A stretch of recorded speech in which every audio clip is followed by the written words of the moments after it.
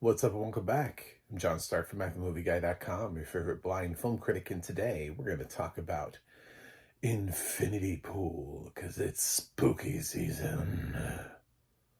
And I guess this qualifies as it's a horror movie. So it's directed by Brandon Cronenberg, who is definitely trying to follow in his father's footsteps, but that's been said by basically everybody who's been watching his films to this point. It's not like he's taking a completely different direction by trying to own another genre, which would be sort of like an interesting take on using nepotism, but doing it sort of in a different way. Like if Brandon Cronenberg was doing period dramas, could he? Like, would people go see Brandon Cronenberg period dramas or comedies? Like, what if he was a really funny comedy director? When you put yourself sort of squarely in the shoes of the realm in which your father has already sort of mastered, is that are you going to be able to top him? If there was a Hitchcock Jr., uh, what would that career have looked like? I think some actors or directors who are using their last names beneficially to them, who end up doing something a little bit different, but still sort of in the realm of film. They're using their knowledge of the industry, but they're sort of parlaying that into something else. Someone like Zelda Williams would be a great example of that. Obviously, if she were to turn into like an on-camera comedian slash dramatic actress, there would be a lot of comparisons to her father. But because she's behind the camera, it's more of like the appreciation for film that she's gained over the years and how she's channeling that into film. So, it's not that, you can't exist in the same space. I think I hate the term Nepo baby, so I'm really trying to avoid using that. Some next gen talent has really created interesting parallels. It's sort of like, who did it better, Kirk Douglas or Michael Douglas? Both have some really impressive performances in their resume, some really iconic films and iconic roles, and both had really successful careers. And one didn't necessarily trump the other, and Michael didn't perpetually live in the shadow of Kirk. So it's possible to end up doing that. And then there are some people who I think have perhaps eclipsed, to some regard, those that came before them, uh, and become a little bit more successful than their parents. So with Brandon Cronenberg doing Infinity Pool, which does have audio description, I finally listened to the audio description track for this. I don't know if I had the unrated version or not, but if this is unrated, I don't know why. I feel like with the bars that we've put for ourselves out there in the world, why we even bother? Like, why are movies even NC-17 anymore? Our ratings are just, aren't the Terrifier movies getting like R ratings now? I don't know. It's just, it feels like, and there used to be this thing where unrated movies weren't getting put into theaters, but now they are because, anyway. So I don't even know. I just put it out. Just throw it out there for the world to see. Alexander Skarsgård, Mia Goth, Thomas Kretschmann are sort of the stars here. And this feels like it would have been a better Black Mirror episode.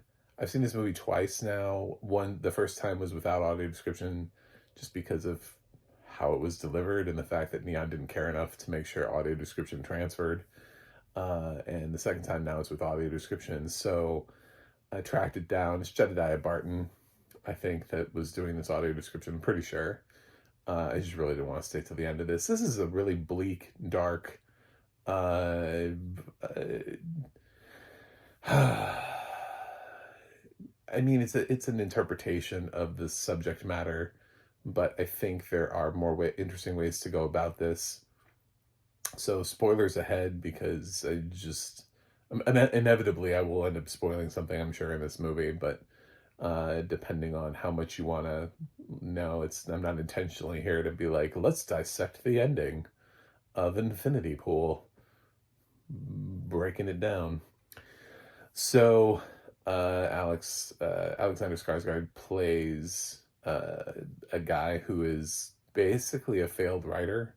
He's not very good at it, and he's on vacation in a country that doesn't exist with his wife, who is wealthy.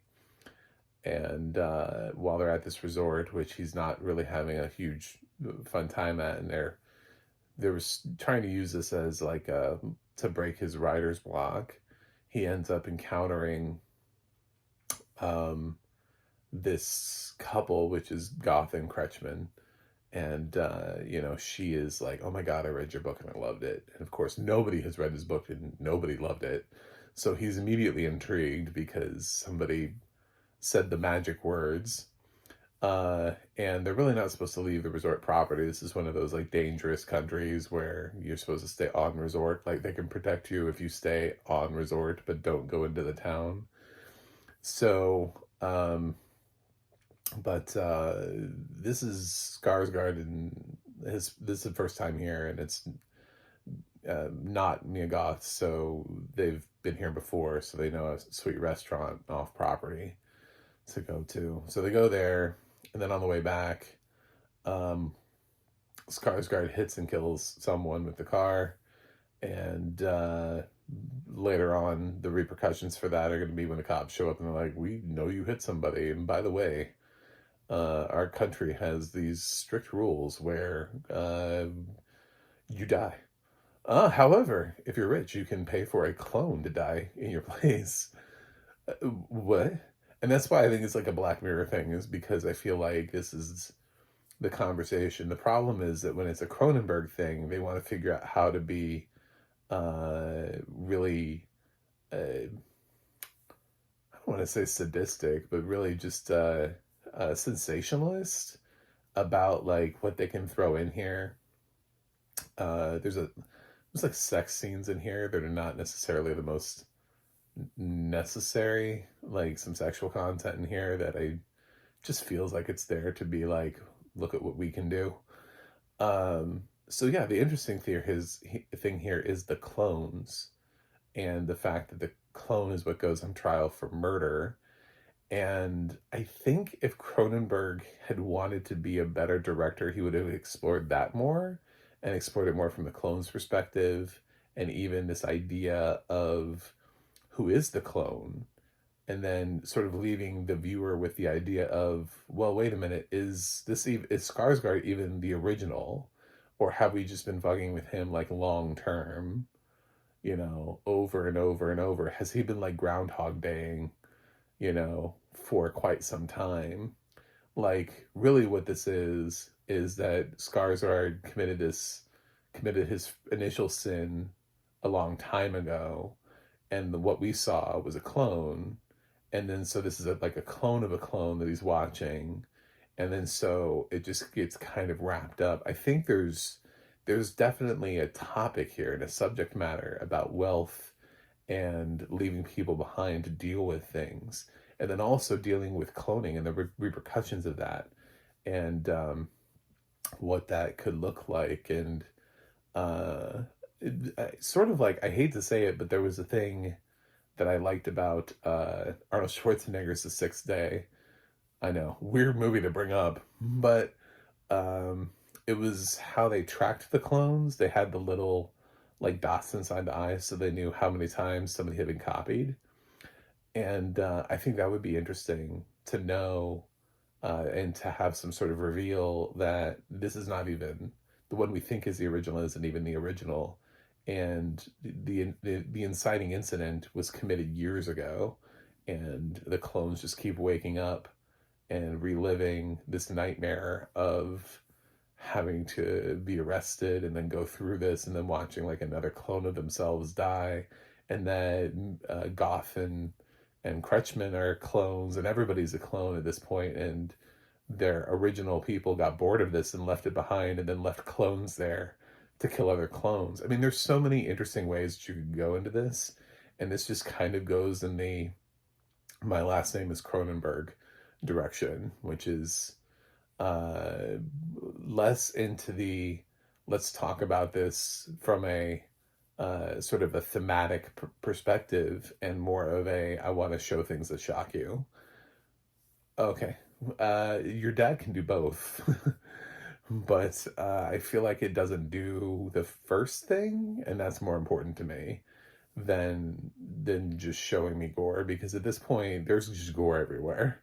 We're in 2025. If you can't find gore, you're not trying hard enough. You can just stumble into gore and just accidentally just like turn on your TV and be like, what's this? Whoop, oh my God, that dude's head just exploded. Okay. Yeah, it's not really hard to find gore and body horror and stuff like that anymore. So in the 80s, when they were playing around with it a little bit more, and sure, it wasn't quite as mainstreamed. Nowadays, it's all over the fucking place. So it's almost like the boring thing. Now Brandon has a much harder task of having to connect story to the visual aesthetic that he plans on setting out for the world. I know it's weird for blind film critic to talk about visual aesthetic, but the audio description kind of lets me know what we're going for here.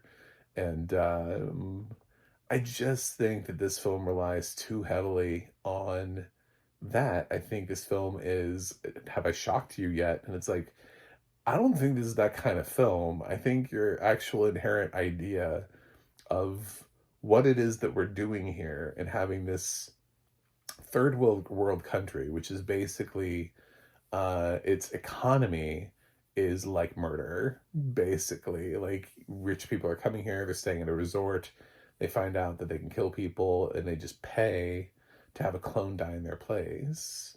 And that's interesting. And then what if you double down on it by finding out that this has been going on for longer than what we were led to believe at the beginning of the film, and that these aren't even the original people anymore, and the resort is clones.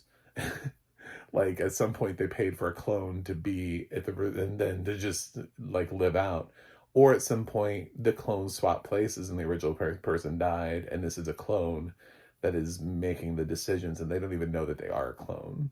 So I think there are like 10,000 different interesting ways to do this. I'm just not sure we did any of them.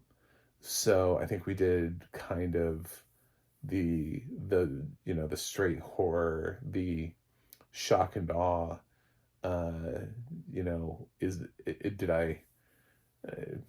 Did I impress you route?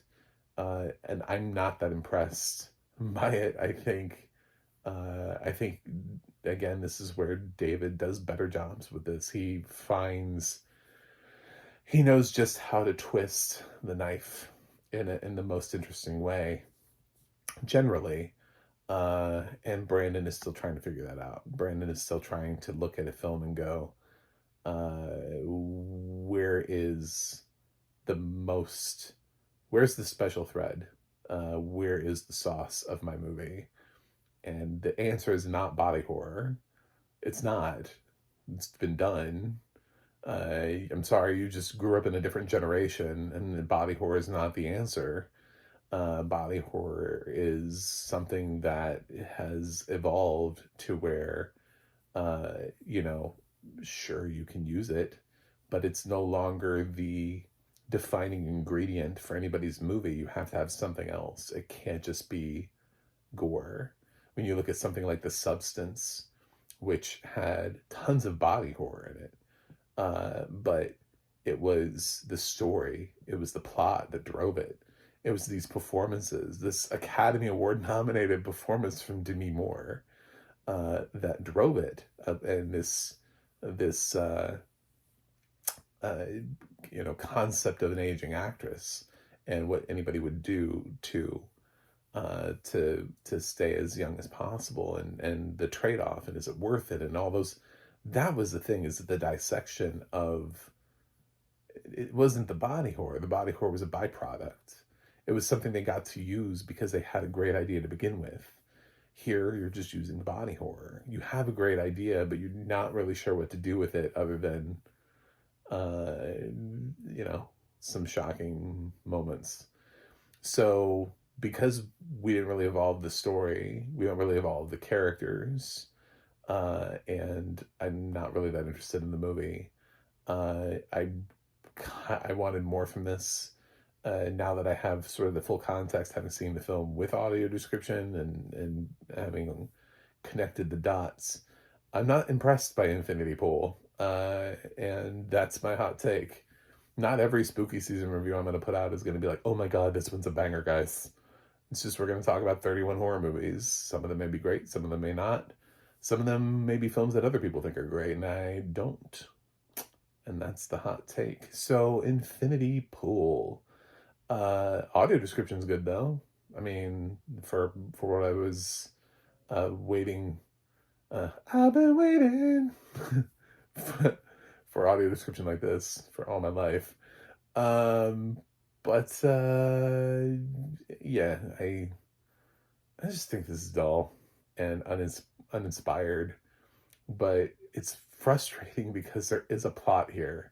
There's a plot here, there's a story here, and Brandon just doesn't, he just isn't interested in developing it. He's interested in finding the way to make you go, or squirm in your seat. And it's like, no, your plot is way better. Your story and concept, or just do something with that, you know? So from a screenwriting perspective, and then because of that, like, the characters and the actors don't really get to grow and do much. This is like not really the most interesting character for Mia Goth or for Alexander Skarsgård, which is kind of depressing because they're both good actors. So Infinity Pool left me cold. I'm gonna give it a 4.7 out of 10. Anyway, thanks for watching, thanks for subscribing, and I will see you guys on the other side.